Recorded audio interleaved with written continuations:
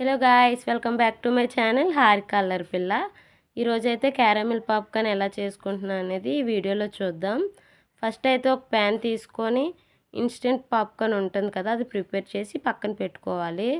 And then ఆ ప్యాన్లోనే కొంచెం sugar add చేసుకోవాలి, ఎంత సరిపోద్దో అంత షుగర్ యాడ్ చేసుకొని సిమ్లో పెట్టుకోవాలి. సిమ్లో పెట్టుకొని కలుపుతూ ఉండాలి, కలుపుతూ అలా మెల్ట్ చేసుకోవాలి.